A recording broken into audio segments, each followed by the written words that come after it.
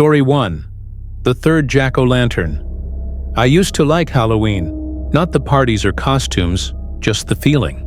The smell of leaves. The sound of distant kids laughing. Porch lights clicking on one by one. Where I grew up, people decorated every year like it was their job. Skeletons on the porch swing, fake cobwebs in the bushes, orange lights wrapped around gutters. The year this happened, I was 22 and living back at my mom's for a few months. We were on a quiet street, the kind with old trees and cracked sidewalks. Mom still handed out candy and I stayed near the door so she could rest her knee. It was warm for late October, one of those strange nights when you don't need a jacket. Across the street lived the Harlow couple. They were older, late 60s maybe. Every Halloween, they put out 2 jack-o'-lanterns on their porch steps. Always 2, always simple triangle eyes and a grin. They lined them up on the top 2 steps, like little guards. Everyone on the block knew those pumpkins. They were as regular as the mail. That night, around 6 p.m., I looked out our front window to watch the first kids come by, and I saw 3 jack-o'-lanterns on the Harlow's steps. I remember noticing it and feeling, I don't know, off balance, like a song I knew suddenly had an extra note. 3 pumpkins. The new one was at the bottom step. It was carved differently. The eyes weren't triangles. They were small ovals, and the mouth was a thin, flat line, like someone had cut the skin with a knife and stopped. No teeth, no smile. I told myself the Harlows were just mixing it up. People do that, right? They try something new. Kids were coming to our door, costumes rustling, cheap nylon capes brushing our rug. When there was a quiet stretch, I kept looking at the Harlows' porch. They weren't outside. Their living room was dark, but the porch light was on. The 3 pumpkins glowed like little orange faces in the dusk. Around 7:30, a boy and his sister bounced up the Harlows' steps. I saw them ring the bell. They waited, then knocked. No answer. The boy shrugged and reached toward the bottom pumpkin like he wanted to touch it. His sister tugged him back. They left, and the pumpkins kept staring. By 8, the street had thinned out. I could hear the wind move dry leaves along the curb, that soft scraping sound. Mom went to bed, and I kept the bowl by the door. I remember I turned off the porch light around 9:15 and stood at our window again. The Harlow's house was quiet. That third jack-o'-lantern looked darker, like the candle inside it had burned low. The other 2 still burned steady. I don't know why I did it. Maybe I was bored. Maybe I was curious. I crossed the street. The Harlow's porch boards creaked under me. It smelled like cold pumpkin and candle smoke. I leaned in to look at the third one. The carving was rough, more like someone had scratched the face than carved it. The thin mouth had tiny slits at the corners, like it had been cut wider and then pinched closed.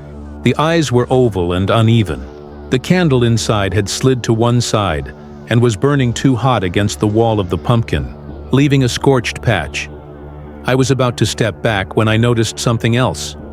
The skin around the mouth wasn't smooth. There were tiny punctures along the slit, like someone had sewn it shut with a needle and then pulled the thread out again. I let out a little breath and tried to laugh. Someone's edgy art project, I told myself. I rang the Harlow's bell. Nothing. I knocked. Nothing. I figured they had gone to bed early and forgot to blow out the pumpkins. I started back down the steps. That's when I heard the softest sound behind the door. A dragging sound. A foot? No. Like something being pulled across the floor, slow and careful. Then stillness. The porch light hummed. The pumpkins flickered. "Mr. Harlow?" I called. "You okay?" The dragging sound came again. It got closer, and then stopped right on the other side of the door. I took a step back without thinking. The doorknob turned. Just a little. Not enough to open. Just enough to click. Then it turned back. I stood there like an idiot, waiting for it to open. For someone to say something. Nothing. I looked at the pumpkins again. The third one's candle had gone out, but the face still looked like it was glowing, picking up the light from the other 2. The air felt colder. I left. I told myself I'd check in the morning, maybe bring the paper to their step.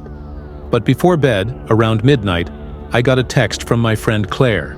It was a link to a news post from a neighboring town dated that afternoon.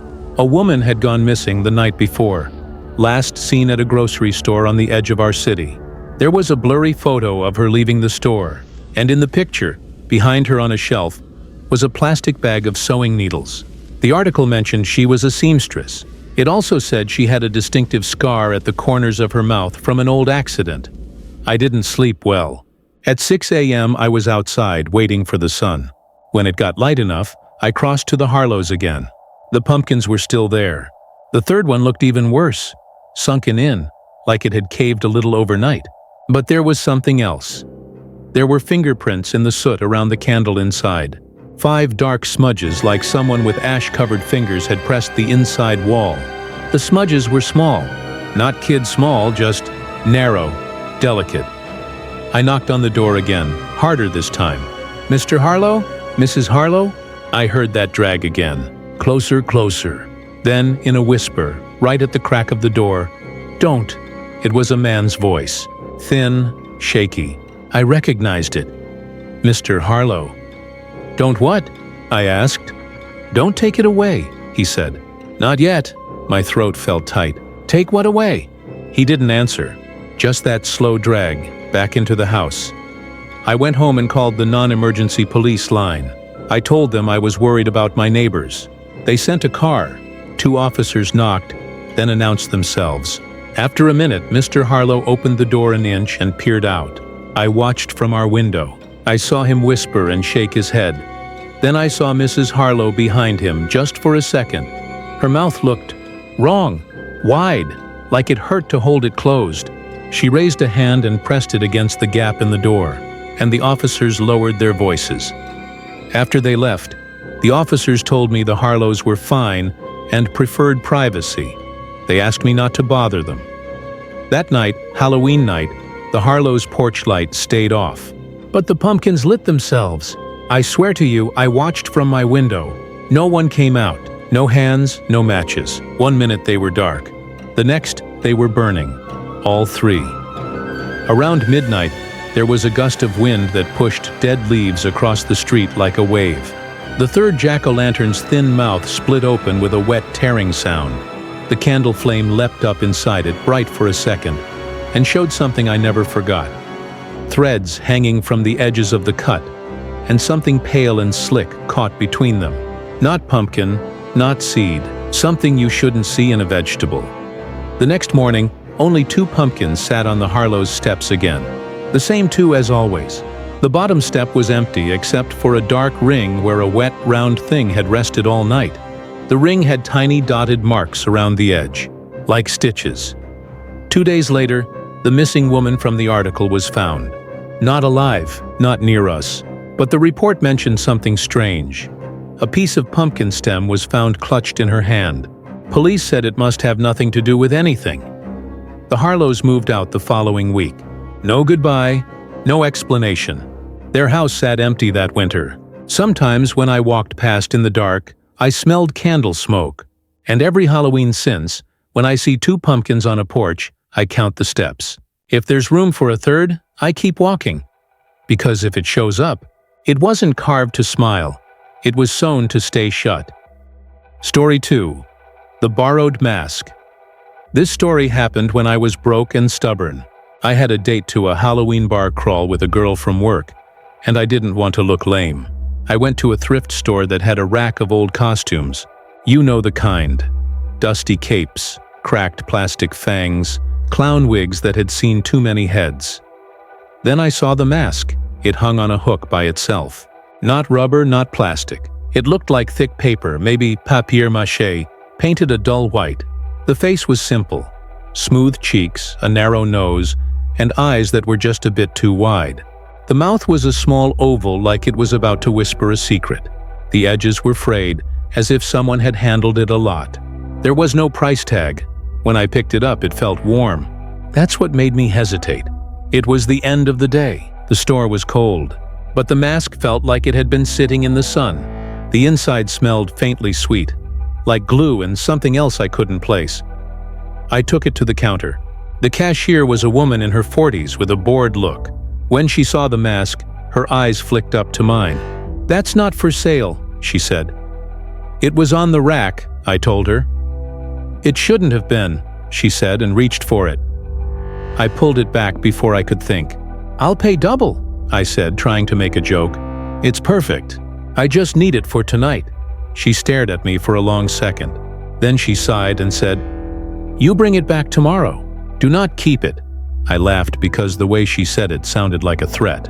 "Sure," I said. "I'll bring your haunted mask back tomorrow." Her mouth tightened.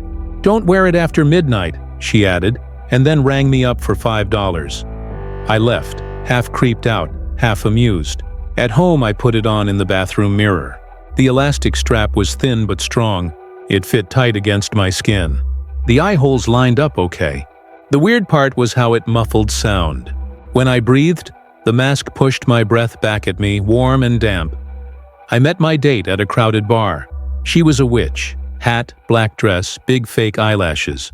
I felt stupid when I first walked in. Just a guy in a hoodie with a white face. But people kept glancing at me. A few even asked where I got the mask.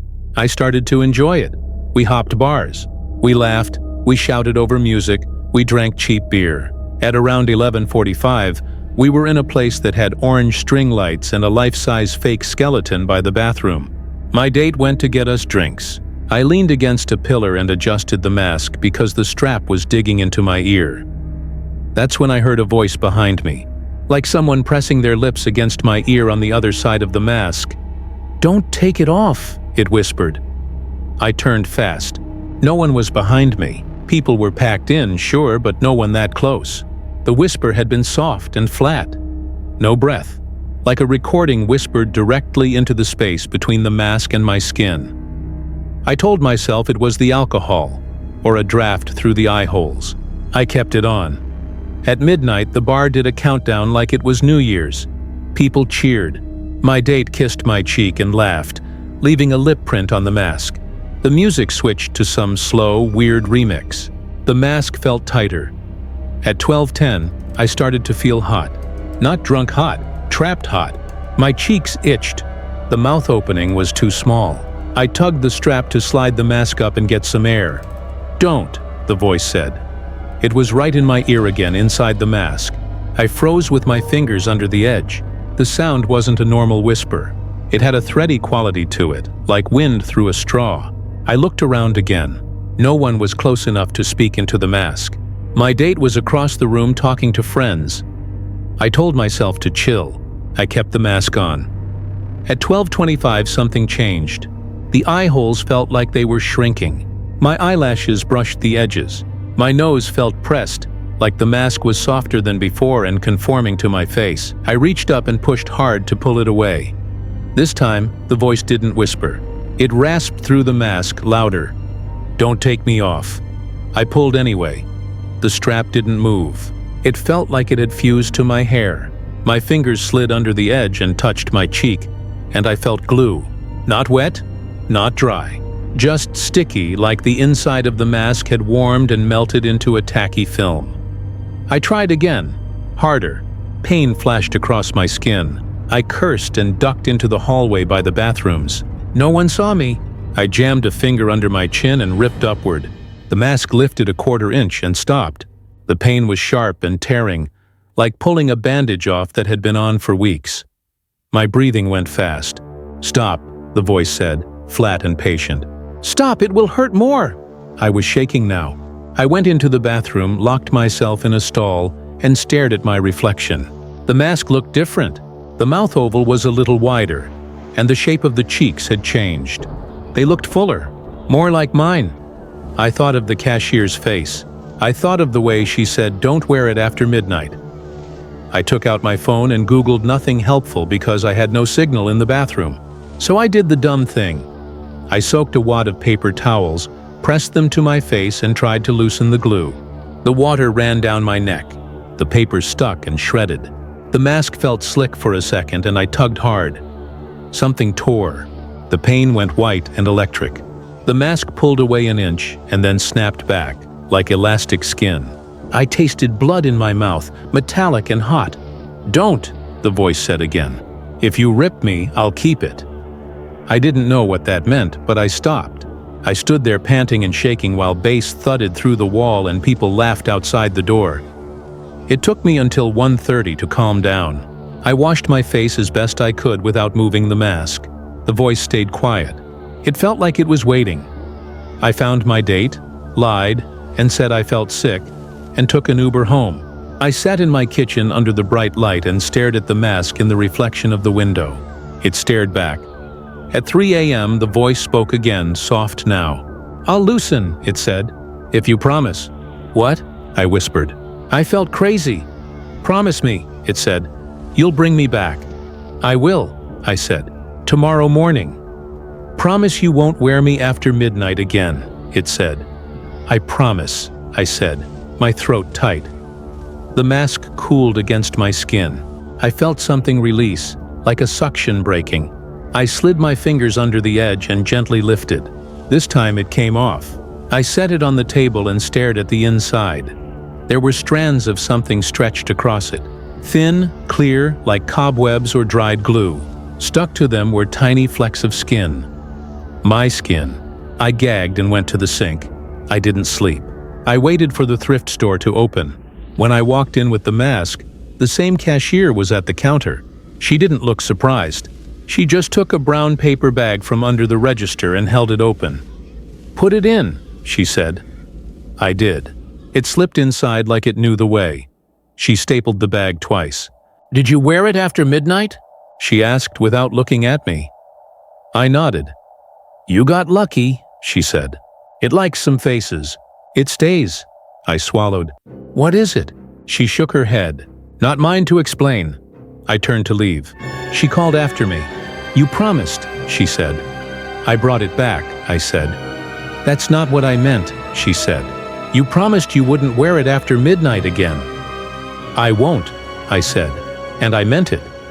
She watched me for a second and then looked down. "Good," she said, "because the ones who break that promise, they come back without it." I couldn't help it. "Without what?" I asked. She tapped her cheek lightly. "Without their face." I laughed, but it sounded wrong in my mouth. For a week after, my skin peeled where the mask had stuck, tiny curls near my nose and chin. When I looked too long in the mirror at night, I thought I saw the shape of the mask, pale and smooth, right behind my reflection. Not in front, behind, like it was looking through me, checking if I kept my word. I did, and every Halloween now, when I see someone wearing a simple white mask after midnight, I look away, because part of me wants to warn them. The other part of me wonders if the mask is watching too, waiting for the moment it decides to stay. Story 3. The Candy Map. I used to think the safest houses on Halloween were the ones with the most decorations. Big displays, fog machines, those motion-activated witches that cackle when you walk by. That's where parents take their kids without thinking. Busy equals safe, right? In my town, there was one house that went all out. The Mathers place. Every year they turned their front yard into a maze of cornstalks and fake gravestones. They played spooky music. They handed out the good stuff, full-size bars. People lined up down the sidewalk.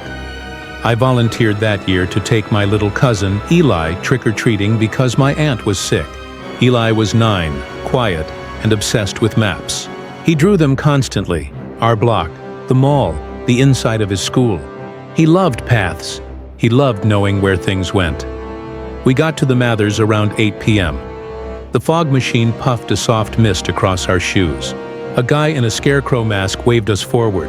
At the porch, Mrs. Mathers, orange sweater, black cat earrings, dropped a full-size candy bar into Eli's bucket, and then smiled at me. "You get something too," she said, and handed me a folded paper. It was a map, not a printed flyer, not a simple sketch. A really detailed, hand-drawn map of our neighborhood. Every street labeled, every cul-de-sac, tiny trees marked like little broccoli shapes. A dotted line traced a path through it, starting at the Mathers house and looping around the block. On the bottom, in careful block letters, it said, "The safe route." I laughed and showed Eli. His eyes got huge. "Can I have it?" he asked. "Take it," I said, handing it over. "This is your thing." We followed the dotted line. It took us past houses that were still lit, then down a side street that was quieter. The porch lights there were off, but that's normal at the end of the night. The dotted line turned down an alley I didn't know well, the kind between two fences where people store their trash bins. "Maybe we stick to the main road," I said. "It says safe route," Eli said, studying the map. "It's faster." I hesitated, then let him lead. The alley was narrow and smelled like damp leaves and plastic. Our footsteps sounded loud on the cracked pavement. Halfway down, we passed a yard where the fence slats had gaps, and I could see into the grass. Something shiny caught my eye. A candy wrapper. Then another. Then a pile of them, torn open and flattened, like someone had been sitting on the other side of the fence for a while eating. I made a mental note to hurry, but Eli had stopped. He had pressed the map against the fence where the wood had a knothole, lining up the dotted line with the view. "It matches," he said, impressed. I looked closer. The map was weird. The details were too good. It had tiny drawings of porch decorations that I recognized. The 3 plastic pumpkins on Mrs. Lopez's steps. The inflatable bat at the corner house. Even the pothole near the stop sign was drawn as a little black oval. How did they draw this? I asked no one. The paper felt soft with age, not like fresh printer paper. It smelled faintly like wood and something like dust. At the end of the alley, the dotted line turned again, toward a narrow side lane that I had never noticed before. No streetlight, just darkness, and a tall fence on one side, hedges on the other. On the map, the safe route line ran right down it. "Eli?" I said. "No." He looked up at me. The lane was a shadow. I felt the kind of empty quiet that makes your ears ring. "We can cut across the next street and meet up with it," I said, trying to keep my voice casual. He nodded. We walked around the block instead. When we intersected the dotted line again, we were on a street I knew well. I felt better. "See?" I said, back on track, but something nagged at me. The map's dotted line looked different now. It had little arrows that I hadn't noticed before, pointing forward, and the paper had more creases, like it had been folded and refolded 100 times. I chalked it up to my nerves and kept moving. At the end of the night, we reached the last house on the map. The dotted line ended at the Mathers again, with a tiny drawn smiley face. Cute, I thought. When we got there, the porch lights were off. The yard was quiet. The fog machine was shut down. The scarecrow leaned against the fence like a tired person. "Let's go home," I said. "We were only 2 blocks away." "Wait," Eli said. He was squinting at the bottom corner of the map. "There's a secret part." I leaned in. In the lower right, in very faint pencil marks like someone had tried to erase them, there was another dotted line. It looped away from the safe route after the alley, and led to a small square with an X in it. Next to the X was a tiny drawing I needed a second to understand. It was a door. Not a front door, a small door, like for a shed or a basement entrance. The label next to it said, "Candy Storage." As soon as I read it, something clicked in my brain. That strange side lane, the wrappers by the fence, the erased line. Who drew that? I asked, my mouth dry. "It was there the whole time," Eli said. "I didn't see it before." I looked at the Mathers' dark windows and felt a chill crawl up my arms. The map was too detailed. The safe route wasn't just a guide, it had eyes. It knew where people put things, where kids walked, where the dark places were. Someone had updated it as the night went on. Someone with eyes at fence height. Someone who ate candy behind slats and waited by empty lanes. "Give me the map," I said. Eli pulled it back, frowning. "It's mine." "I know," I said, trying to be gentle. "I just want to see it." He handed it over slowly. The paper felt warmer than before, like it had been in someone's pocket for a long time. My thumb brushed the corner and felt a notch. I flipped it over. There were faint pencil check marks on the back. Rows of them. Dozens. Next to each check mark was a date. The dates went back years. Every October 31 had a check mark next to it until last year, where there was a small X instead. "Okay," I said quietly. "We're done." I folded the map and slipped it into my jacket. Eli protested, and I told him I'd give it back tomorrow. I didn't plan to. We got home. My aunt thanked me through a cough, and Eli dumped his candy on the floor to sort. I went to the kitchen, pulled the map out, and stared at it under the bright light. The faint candy storage line was clearer now, like it wanted to be seen. I traced it with my nail. It ended at a tiny square just off the alley we had avoided. I realized, sick, that the square lined up with a basement hatch door behind a small rental house, one I'd passed 100 times without noticing the padlock. I took a picture of the map with my phone. Then, even though it felt stupid, I burned the paper over the sink. The flame crawled across it too fast, as if the paper wanted to go. The kitchen filled with a sweet wood glue smell. And then it was ash. I couldn't sleep. At 1 a.m. my phone buzzed. Unknown number. Against every smart instinct I answered. Silence. Then, very softly, like someone whispering through a crack in a door. Did you like the route? I hung up so fast my thumb hurt. I blocked the number. 5 minutes later, a text came from another unknown number. It was a photo taken from the alley between fences. The angle was low, like the camera was held at a child's height. In the distance you could see my house. Our porch light glowed, and in the bottom corner, blurry but clear enough, was part of a paper with dotted lines. I didn't sleep at all. At dawn, I walked to the rental house with the basement hatch, just to prove to myself that it was ridiculous. The padlock was gone. The door was open an inch. Cold air breathed from the gap. A wrapper lay next to it. Same brand Eli loved, torn, licked clean. I called the police. I told them I thought someone was luring kids into alleys with maps. I told them about the open hatch. By the time a patrol car came by, the door was closed. The lock was back. The officer peeked around, shrugged, said he'd make a note. That afternoon, I went to the Mathers house. I told Mrs. Mathers about the map. Her smile was tight. "We've handed those out for years," she said. "Kids love them." When I mentioned the secret route, her eyes flicked toward the yard, then back to me. "We only print the safe route," she said carefully. "If someone added other marks, it wasn't us." "Who added them?" I asked. She squeezed the edge of the door with her fingers until the knuckles went white. "Do you think we haven't tried to stop it?" she whispered. "We burn the extras every year. We change the pattern. But the maps always show up. We can't keep them from walking the alleys. Someone knows the ways better than we do." "Who?" I asked again. She looked at me like she was about to say a name and then stopped. "Check the dates," she said instead, and shut the door. I went home and looked at the photo of the back of the map I'd taken. I zoomed in on last year's date, the one with the X. I searched the news for that date in our town. I found a small story about a boy who went missing on Halloween night. 9 years old, quiet, loved drawing. The article said he was last seen near the alley behind the rental houses, wearing a homemade costume and carrying a map he'd made himself of his route. I thought about the check marks. Each one a year the route worked. The X a year it didn't. I thought about the voice on the phone asking if I liked the route. I deleted the photo of the map from my phone. I wanted to forget it.